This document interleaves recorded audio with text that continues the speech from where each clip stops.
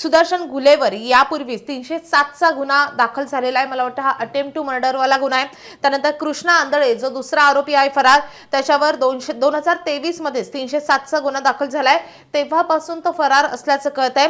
सीआयडीनं आरोपींची सगळी बँक खाती आता गोठवलेली आहेत। सगळ्या बँकांना या संदर्भातल्या नोटीस पाठवण्यात आलेल्या आहेत। आज सीआयडी कडनं जवळपास 3 जणांची चौकशी झालेली आहे आणि या सगळ्या चौकशीमध्ये ही देखील बाब समोर आलेली आहे की या आरोपींची फक्त परळीमध्ये किंवा बीडमध्ये संपत्ती नाहीये, तर त्यांची मालमत्ता ही राज्यात इतर म्हणजे राज्याच्या वेगवेगळ्या भागांमध्ये आहेत, वेगवेगळ्या शहरांमध्ये त्यांचे बँक अकाउंट्स आहेत आणि मालमत्ता देखील आहेत। त्यामुळे मोठ्या प्रमाणावर पैसा जमा केलेला आहे वाल्मिक कराडनं आणि इतर या आरोपींना।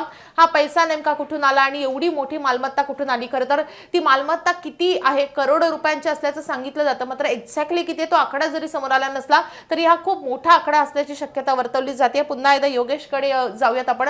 योगेशजी, या आरोपींचं एकूण बॅकग्राऊंड कसं आहे? सुदर्शन घुले किंवा जे इतर आरोपी आहेत त्यांच्या संदर्भात या तपासात आणखीन काही धक्कादायक गोष्टी समोर येतात, काय एकूणच या तपासामधले खुलासे आहेत? नक्कीच पाहायला गेलं तर वाल्मिक कराड याची चौकशी झाली पाहिजे आणि चौकशीला वेळ मिळाला पाहिजे अशी सुनावणी जी आहे ते केसच्या न्यायालयामध्ये झाली। युक्तिवाद करण्यात आला आणि या युक्तिवादाच्या दरम्यान आपण पाहू शकतो की वाल्मिक कराडकडून आणखी आम्हाला काही माहिती घ्यायची आहे। वाल्मिक कराडकडून काय काय आहे किंवा किती संपत्ती आहे, त्याचबरोबर वाल्मिक कराड यानं कोणाकोणाला फोन केले हे देखील महत्वाचं आहे। ह्याच संपूर्ण चौकशीसाठी वाल्मिक कराड जे आहे ते सीआयडी कडनं 15 दिवसाची जी आहे ती कोठडी मागवण्यात आली होती, ते देखील न्यायालयाने कोठडी त्याला सुनावलेली आहे।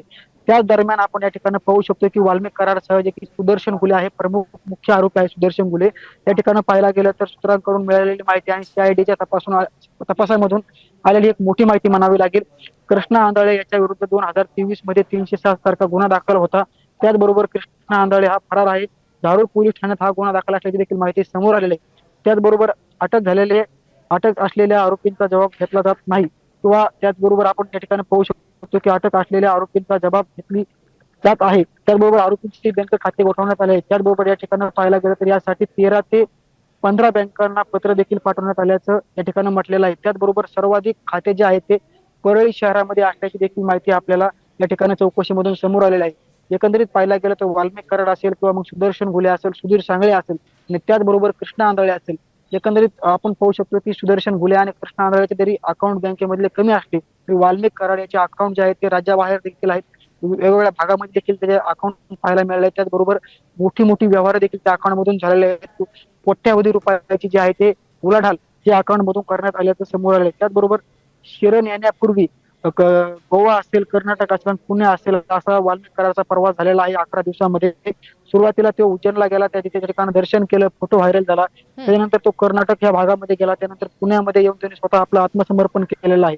मात्र असं जरी असलं, कराडला पकडण्यासाठी देश भारतातील सर्व विमानतळावर कराड आणि आरोपींचे फोटो जे आहेत ते देण्यात आले होते। त्याचबरोबर कराडची जी आहे ते दिवसभर चौकशी करण्यात आलेली आहे। मात्र आज 3 लोकांची चौकशी करण्यात आल्याचा देखील या ठिकाणी सीआयडी कडून आणि सूत्रांकडून माहिती मिळालेली आहे।